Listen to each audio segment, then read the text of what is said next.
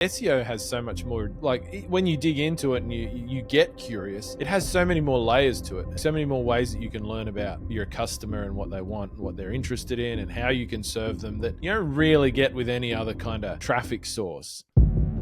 Welcome to the Dropship Podcast, where you'll learn how to build and grow a high-ticket dropshipping business and hear stories from successful e-commerce entrepreneurs. Let's kick this thing off.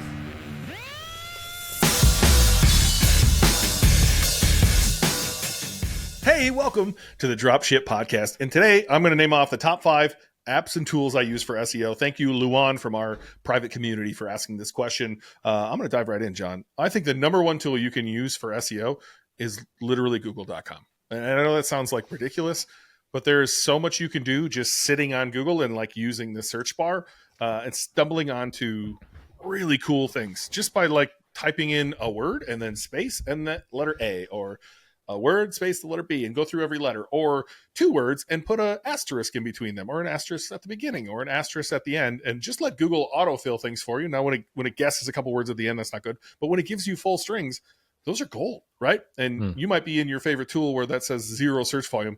I promise you there's not 0 search volume if Google is like showing you that this is a search.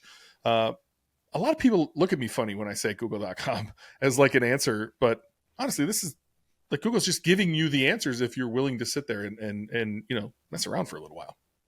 Yeah, I think one of the things I like about you and your approach to SEO, and certainly when you talk about it, you can see how passionate you are about it, is like you've got to bring a sense of curiosity to it, right? Like, and I think that's the bit people miss. I think people think that SEO is this big complex thing, and it sounds like that from when you're from the outside. And so there must be all these tools to help you do it, and they must do all these complicated things. And really, I think what you just like, oftentimes the answers about what you need to do and what you need to target and all of that, they're kind of right in front of you. But you've got to have the curiosity, like, and even just what you talked about there, just like sitting on Google and typing different things and putting a verse, putting an asterisk, putting a, you know, whatever it might be, like best, you know, and just seeing what Google autofills. I think that to some people is just going to be mind blowing. Doing something as simple as that, like people like that's just about being curious, just seeing what's there and playing around. Yeah, I mean that, you know, that's something you taught me to do a while ago now, right? And I do that now. Like I'll sit there and play around with things. And I don't think I ever did that to the extent that you do it either. If you're listening in and you'd like to take the first steps towards building your own high-ticket dropshipping business, head to dropshipbreakthru.com/go, where we've got a free training waiting for you that's going to walk you through the first steps you need to take to start your own high-ticket dropshipping business. And I'm going to walk you through an actual example of what one of these businesses looks like. I think curious is the right word. Like, you should be curious on who you're serving, and you should want to know everything you possibly can about them. And what better way to do that than like go guess what they might be searching or stumble into it through one of the later tools we'll talk about here. And look, I want to supercharge this, right? So you're on Google. Now go download the Keywords Everywhere Chrome extension. That would be app number 2 that are really the only app I use, I believe, if you want to call it an app. It's a Chrome extension, and it will give you a whole bunch of extra keywords on the right-hand side. So now you're searching what you think is right. They're going to show you a whole bunch of stuff that either should be included on its page or might need to be part of a cluster, if you will, of content around a certain topic. But it's just going to help you expand your mind. And bonus tip, like you get SEO Minion with that as well. SEO Minion can then go to the little people also ask section. So you search something, there's probably an ad, probably some organic results, and then the box of like questions you might have around said topic that people search on Google. If you hit the little button in SEO Minion, it will download all of the layers for you. And what I mean by layers is if you go there, you'll see 3-4 questions normally. If you hit one of those, it will open and answer your question, and then it'll add 2 more. And if you open another one, it'll add 2 more. And so what SEO Minion will do for you is click that 8 layers deep, which will take about 7 hours to download. You don't need to go that far, but you can do as many layers as you want to, and it will pull all of those out into a spreadsheet for you. That tool, I think, for it's like $3 a month, something like that, is probably the most valuable tool I use. Just mixing that with google.com and being able to do this manually. And I can hear some people listening to this saying, man, you can just use this tool and pull all that data. I promise you, I've worked with a lot of agencies who do that, and it's not quite right. And I don't think you really understand the person you're serving by the time you're done with that. And that's what's really important to me. So I don't want to just find the keyword. I also want to understand the intent behind it. I want to understand the person behind the screen, why they're searching that, so that when I build this piece of content, I actually talk directly to that human and can give them exactly what they're looking for on that page so that it converts into a sale. Like, I'm not out here just to get some traffic and run some Google AdSense. We're running an e-commerce business. Eventually, we want to help people solve their problems, which inevitably leads them to a sale. Yeah, you use the SEO Minion like people also ask thing? Not as much. No, I mean, to me, that's hearing you say that, like, I mean, no, I don't use it that much. I've got it. Yep. And I do far less direct SEO than you do, because you're like now my SEO guy, so I don't have to. It's fun, man. Yeah. No, it's super fun. I mean, the thing I like, that's what I love about SEO as opposed to, I mean, you get this a little bit with Google Ads, but like, and thinking about search terms in Google Ads, but SEO has so much more, like when you dig into it and you get curious, it has so many more layers to it, and so many more, like you said, like so many more ways that you can learn about your customer and what they want and what they're interested in and how you can serve them, that you don't really get with any other kind of traffic source.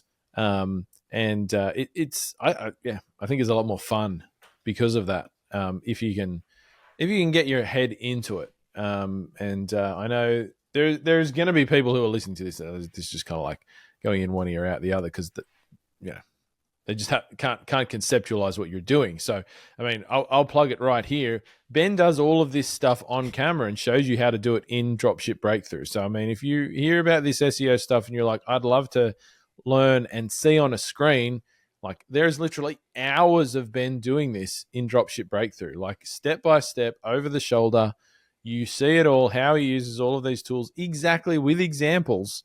You need to go and join dropshipbreakthru.com/join. Get in there, get access to it. And,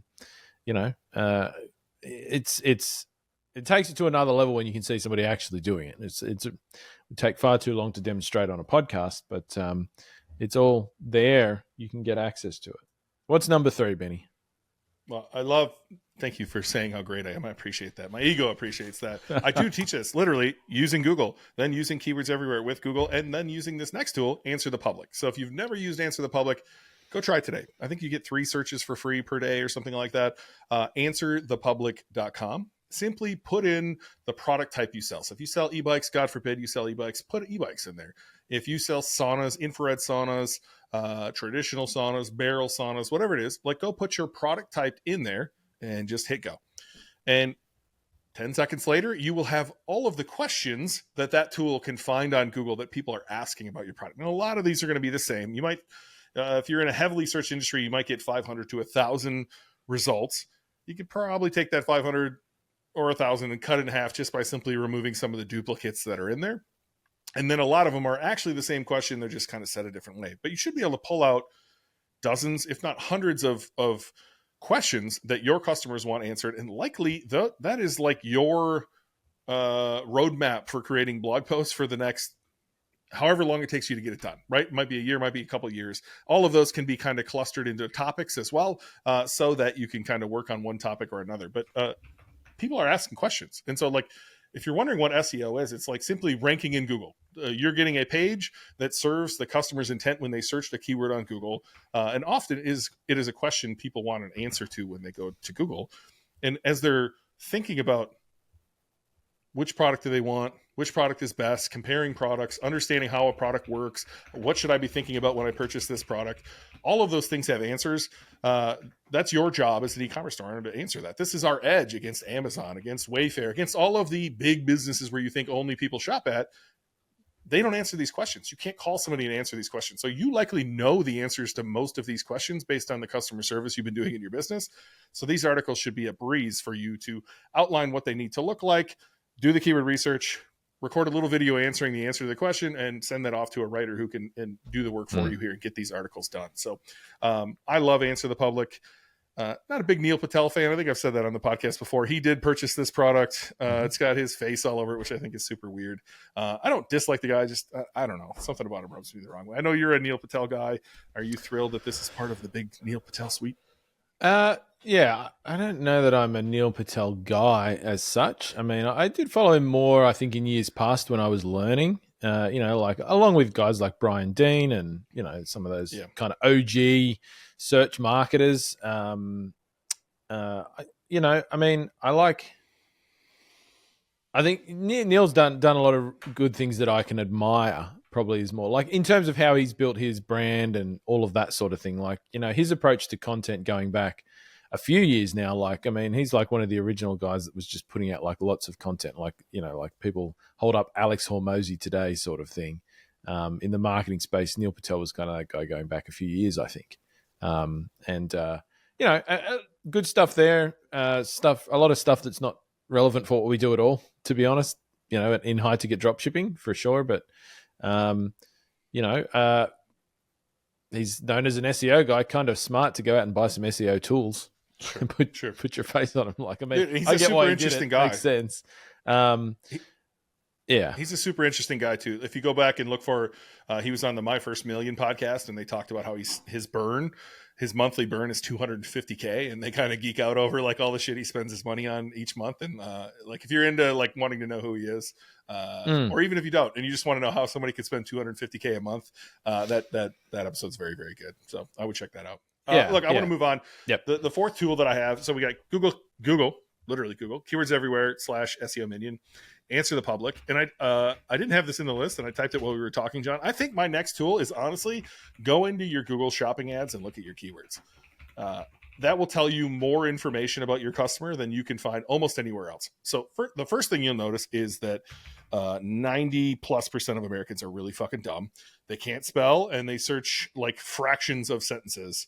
Why blah blah blah, like things that don't make sense whatsoever. Once you get past that, 90% of Americans are dumb, you will be like, oh, holy shit, why were they searching it this way, or why did they ask the question this way, or how I didn't know people look for a product this way. You will just find so much gold in your Google shopping ads. And again, you should be running these. This is the first thing you should be doing in a high ticket drop shipping business, is running Google ads.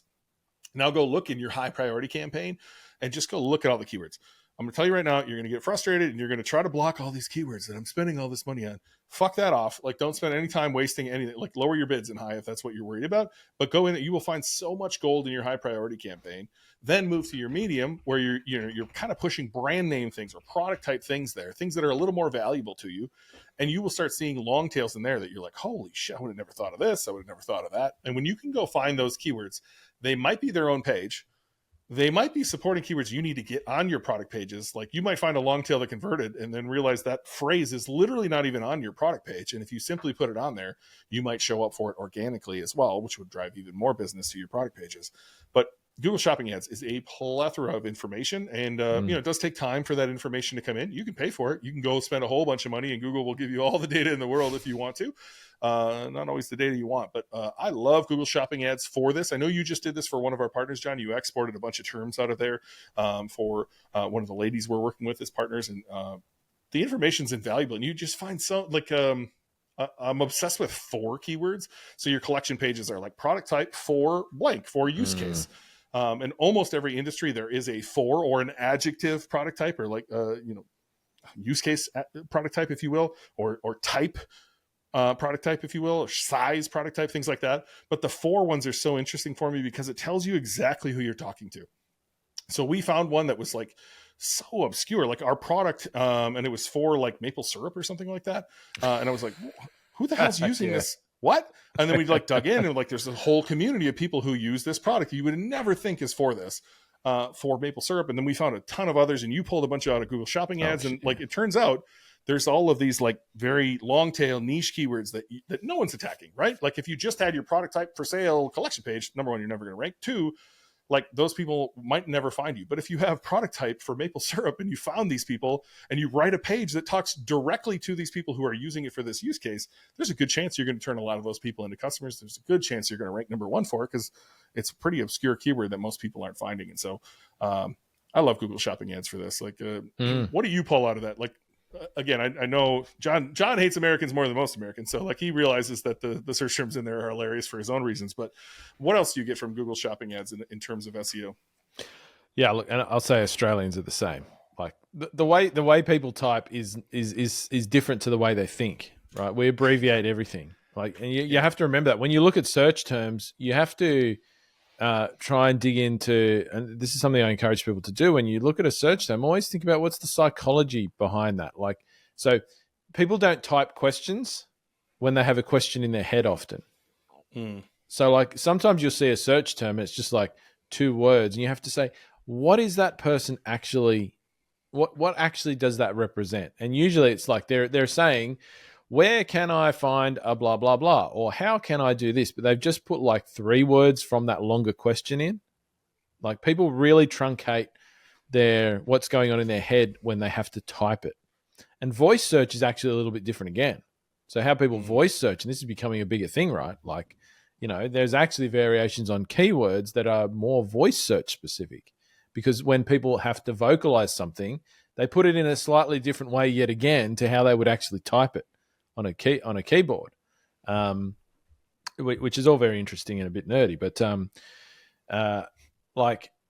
Google Shopping, like you can get so much out of there. And I know people, when they're running ads, they focus very much on the outcomes from conversions and things like that. But as a learning exercise and seeing where the keywords land in your niche and what type of keywords are out there, I love Google Shopping for discovering brands that didn't come up in my supplier research previously. Like the account you were talking about with the maple syrup stuff. I mean, one of the things we're pulling out of there is we're actually building a supplier list and discovering all of these suppliers, because customers are looking for this brand that produces a product in the product category that we sell. We don't sell them. And so Google's showing our products for that brand. And you'll see this if you run Google Shopping ads, because they're similar products and they're showing them somewhere further down the page.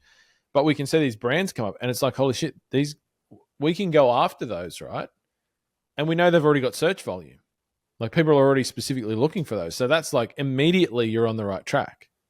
Right now, some of them may not work out because they don't want to do what we do or something like that. But if I'm going to go after a supplier, I'd love to go after one that's got search volume behind it.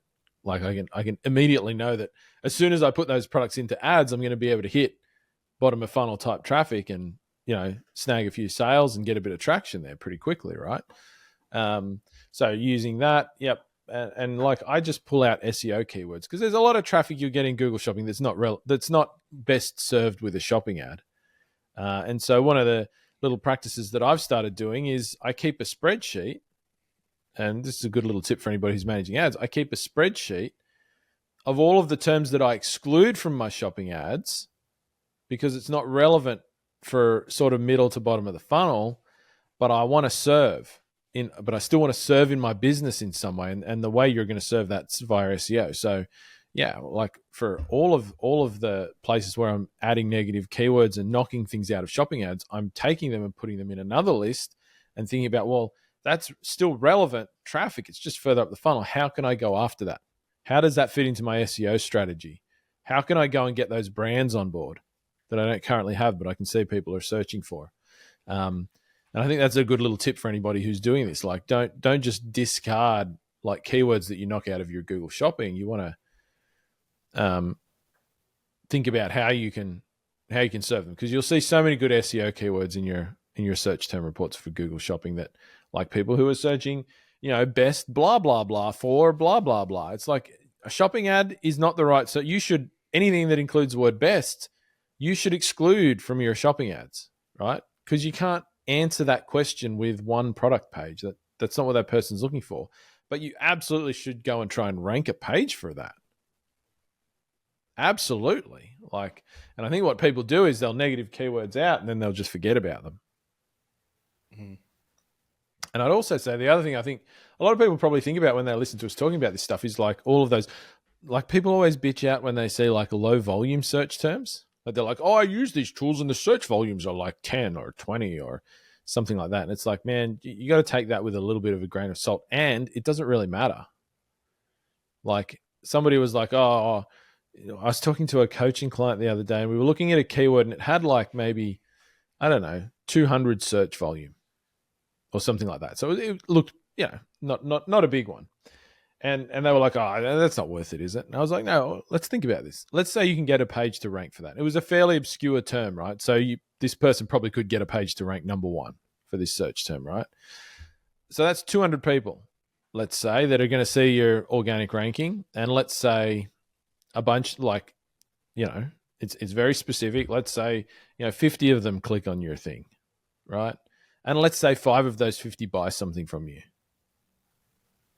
Like, and those sales are worth like $3,000 each. So are you saying you don't want to do a little bit of work to add, 15,000 in additional revenue to your business? And it's like, okay. And then what if we find 10 of those keywords and you do that 10 times? That's 150,000 revenue you've added to your business. Just by doing these practices and paying attention to those smaller volume kind of search terms that I think a lot of people honestly don't take your approach to those keywords, and they'll just be like, oh, the volume's too low. I'm going to go and focus on the bigger ones. And I think that's a massive mistake. And I think the second mistake people make is thinking that people are already hitting these keywords. And I got to say, like, every time we look in high ticket niches, like, it's just still so underserved. Yeah. Which is kind of wild, man. Like, it's not like SEO is new. It's been around for a while now, but in so many high ticket niches, all of these little keywords we talk about, like, they are so underserved, man. They're just ripe for the picking in so many niches. Yeah, not only do the 200s are worth your time, but I would say the zeros and the 0 to 10s. Yeah. First off, they're never 0 to 10. That's not how it works. If you don't believe me, run a text ad on it. Send it to whatever page you want. You'll get a bad score and have to pay a lot real quickly if you're sending it to somewhere obscure, but go run it and go see how many times people actually search it. There's nothing better than running an ad to get real evidence of like what the real volume is. It's never 0 to 10. But if you look at those they're super specific bottom of the funnel keywords, and there's only 10 people searching them, but no one's serving it. I want to be the person to step in front of those 10 people and say, I can help you.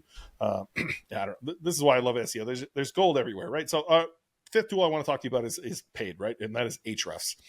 Ahrefs, if you've never heard of it before. I don't use it. I probably use it 10% of what it's worth, if I'm honest with you. It is an extremely powerful tool, but you can track all of your stuff in there to get an idea of the inbound links that are coming your way. You'll quickly find out that you get a ton of crappy ones that you should be disavowing nowadays. But you can keep track of the good ones that are coming, which ones you've lost, what your top pages are, what keywords you're ranking for. One of my favorite, couple ways to use it is, one, just looking at competitors. What are their top pages? What are their keywords? Where's that traffic going? Doing a gap analysis on their content versus my content. What do my competitors have that I don't have, so I can get out in front of this? What links do my competitors have? Like, if all 3 of my competitors have a link from the same site, I can go get a link from them pretty obviously. I should go to get that done. And then the other is, and I actually saw it today in our Slack come up, is often you'll wonder why a page either isn't getting to number 1 or it's like bouncing around and it's not getting close. And you don't really know why. And you'll pull it into Ahrefs and you can look at that keyword and see that Google is confused by 3 other pieces of content you have. And so your main page is bouncing and then another page is getting a try, and you're kind of doing this dance. And if you didn't have the data to show you that, you would just continue altering the page you're working on, rather than go look at all 4 or 5 of these pages and understand why Google might want to rank one versus the other. But I'm only using this at 10% its capacity. I know I am. It is super, super powerful. I wish I knew it better, if I'm honest with you. Anytime I go pay, somebody smarter than me to show me around in SEO, they're doing things with Ahrefs I've never even seen. But I want to say it's $100 a month. I think they just started a lower tier plan, if I'm correct. But I don't think you need that until you've done everything on Google, on Keywords Everywhere, on Answer the Public, looked in your Google Shopping ads. I don't even think you need Ahrefs until that point. But if there's any tool I'm going to recommend out of all of those tools that are paid, Ahrefs is probably going to be the one of them.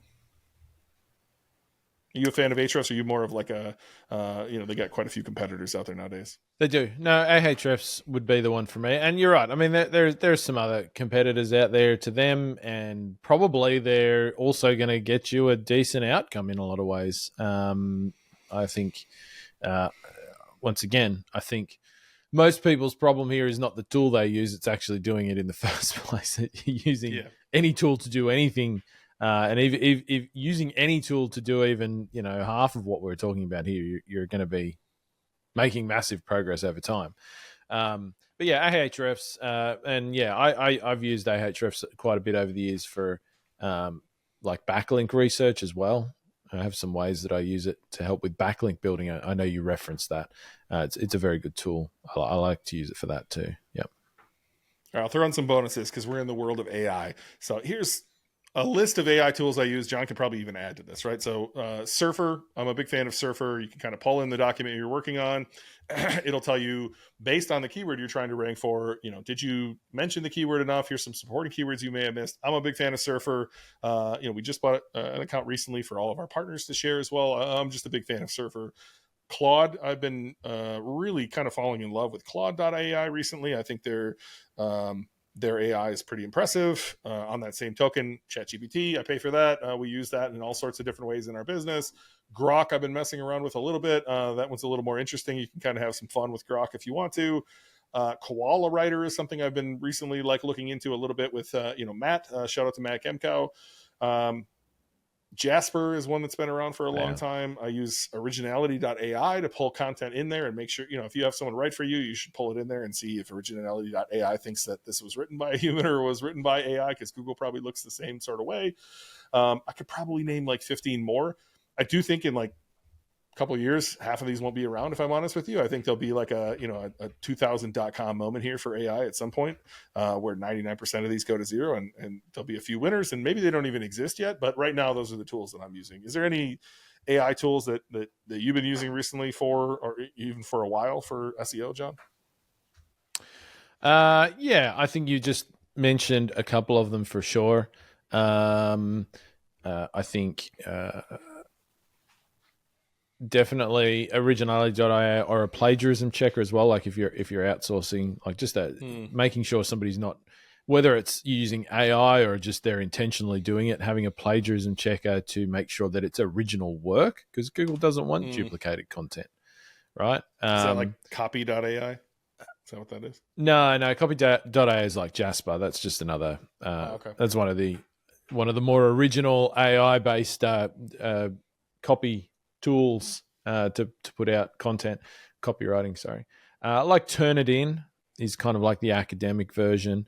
There's another one which Turnitin.com.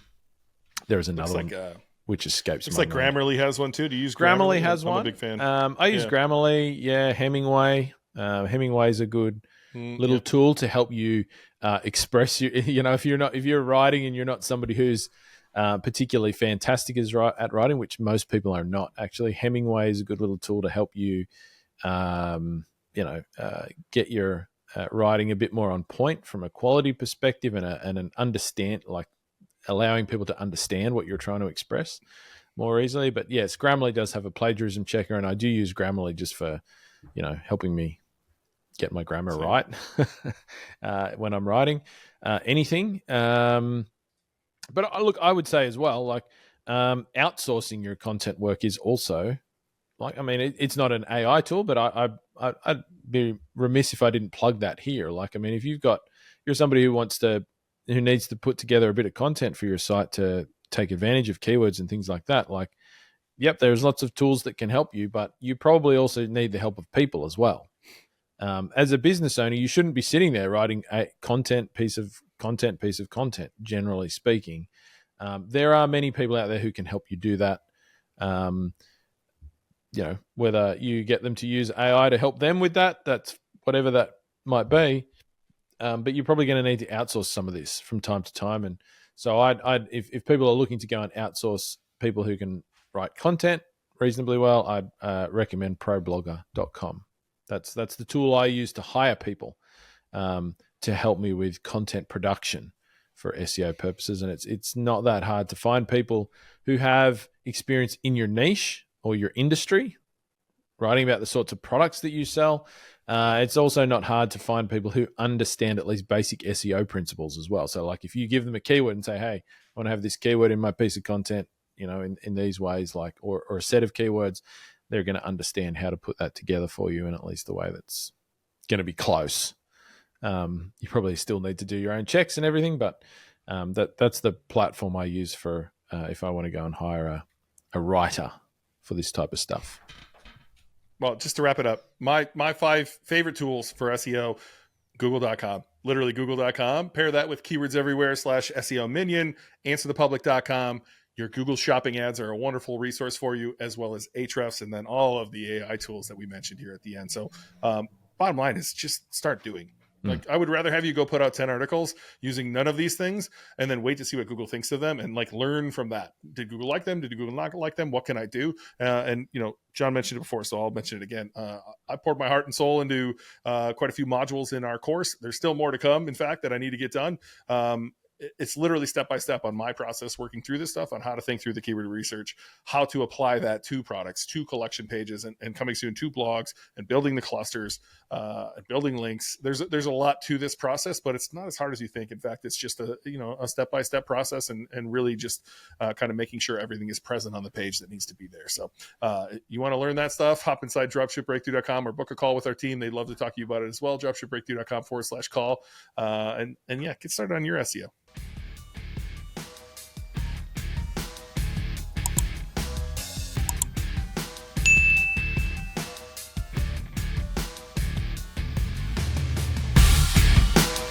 Thanks for listening to the Dropship Podcast. You can find all the show notes for this episode at dropshippodcast.com. And if you're ready to take the next step in your dropshipping journey, we invite you to join us inside Dropship Breakthru, where John and I will walk you through step-by-step in starting your own high-ticket dropshipping e-commerce business. But that's not all. Dropship Breakthru will also teach you everything you'll need to know to grow your business and take it to the next level. So head over to dropshipbreakthru.com and sign up for our free training that will help you take the first steps towards building and growing your own profitable high-ticket dropshipping business.